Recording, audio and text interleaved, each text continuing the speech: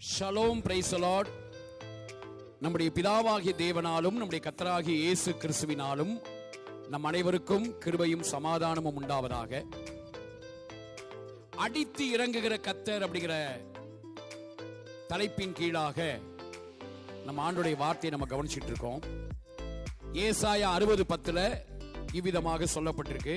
So இதுல என்னன்னா, இது நம்ம அநேக காரியங்களை கற்றுக்கொள்றது மட்டும் இல்ல, இதன் மூலமா ஒரு பழைய ஏற்பாட்டு வசனத்தை இயேசுங்கிற கண்ணாடியை போட்டு அந்த வசனத்துல இயேசுவை எப்படி கண்டுபிடிக்கிறதுங்கிறதுக்கும் இந்த தியானம் நமக்கு ஒரு நல்ல ஒரு படிப்பினையா இருக்கும். ஓகேங்களா? சோ நம்ம 2 குறிப்பை நம்ம முடிச்சிருக்கோம். இப்ப நம்ம 3வது குறிப்புல நம்ம போக போறோம். அடித்தலின் அனுபவம். ஆண்டவர் அடிப்பாருன்னா அதை எப்படி அவர் அடிக்கிறாரு, எப்படி இதை செய்றார்? அந்த வேர்ட் இருக்கு பாருங்க, அதாவது அடித்தல் என்பதற்கான அந்த ஹீப்ரு வேர்ட் ஹிக்கிடிக் அப்படிங்கிற வேர்ட் இருக்கு.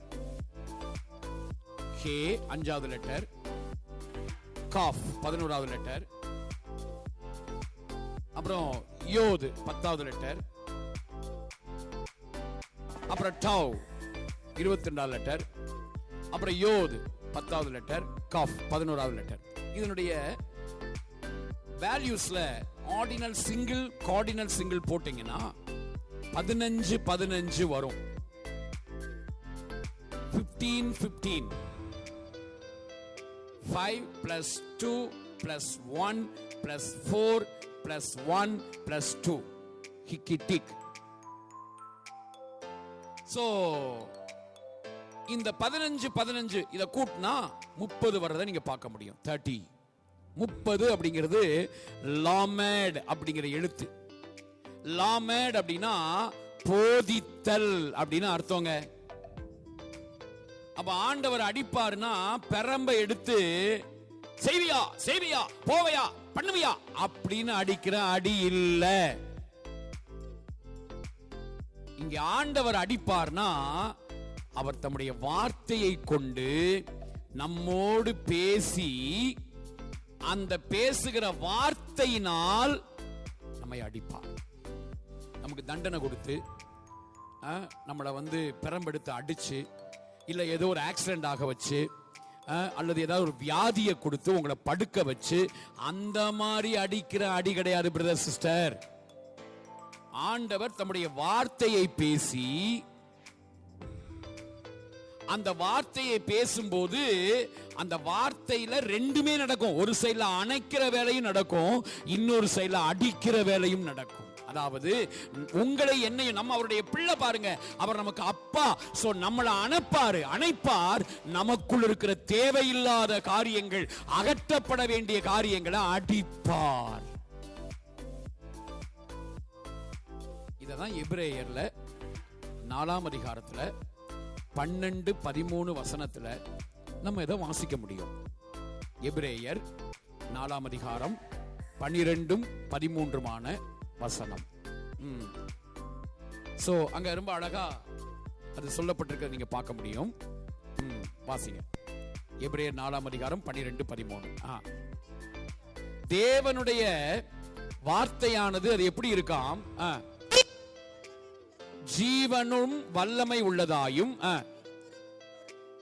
இருபுறமும் கருக்குள்ள, எந்த பட்டயத்திலும் கருக்கானதாயும், ஆத்துமாவையும் ஆவியையும் கணுக்களையும் ஊனையும் பிரிக்கத்தக்கதாக உருவ குத்துகிறதாயும், இருதயத்தின் நினைவுகளையும் யோசனைகளையும் வகை அறுக்கிறதாயும் இருக்கிறதுன்னு படிக்கிறோம். தேவனுடைய வார்த்தை, அந்த வார்த்தை என்கிற அந்த இருபுறமும் கருக்குள்ள அந்த பட்டயத்தை வச்சு ஆண்டவர் அடிக்கிறார். லாமேட் அவருடைய போதனை, லாமேட் அவருடைய வார்த்தை. இன்னும் சொல்ல போனா இயேசுவே வார்த்தையாக இருக்கிறபடியினால், அங்க அவர்னு போட்டுருக்கு பாருங்க அடுத்த வசனம் 13ஆம் வசனத்துல, இங்க 12ஆம் வசனத்துல வார்த்தைன்னு சொல்லிட்டு 13ஆம் வசனத்துல அவர் அப்படின்னு வார்த்தையாகிய, அது ஒரு வேர்டுனா அது ஏதோ ஒரு சும்மா அப்படி வார்த்தை கிடையாது. அந்த வார்த்தை என்பது ஒரு பர்சன், நபர். ஆதியிலே வார்த்தை இருந்த, அந்த வார்த்தை தேவனிடத்தில், அந்த வார்த்தை தேவனா இருந்ததுன்னு சொல்லப்பட்டிருக்கே. அந்த இயேசு என்கிற வார்த்தை படிக்கலாமா? 13ஆம் வசனம் எபிரேயர் 4:13. அவருடைய பார்வைக்கு மறைவான சிருஷ்டிப்பு ஒன்றுமில்லை, சகலமும் முன்பாக, அவருடைய கண்களுக்கு முன்பாக நிர்வாணமாயும் வெளியரங்கமாயும் இருக்கிறதாம்.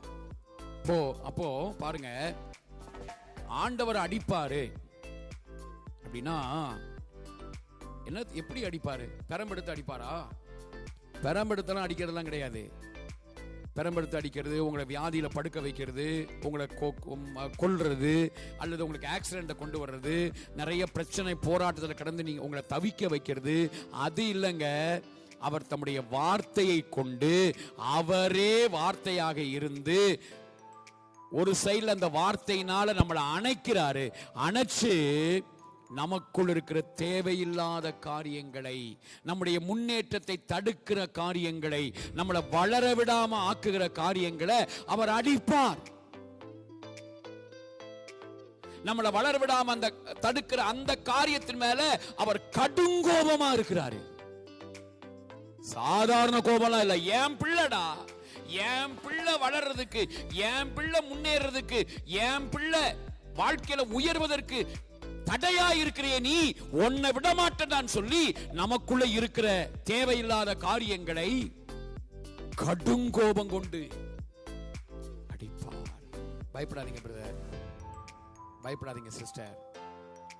உங்க வாழ்க்கையில உங்க முன்னேற்றத்தை, உங்க உயர்வை எதெல்லாம் தடுத்துக்கிட்டு இருந்துச்சோ அதுக்கு கர்த்தர் இன்னைக்கு சாவுமணி அடிக்கிற நாள். அடிப்பேன், இதான் அவர் அடிக்கிறது. தொடர்ந்து நம்ம கவனிப்போம். ஆமென்.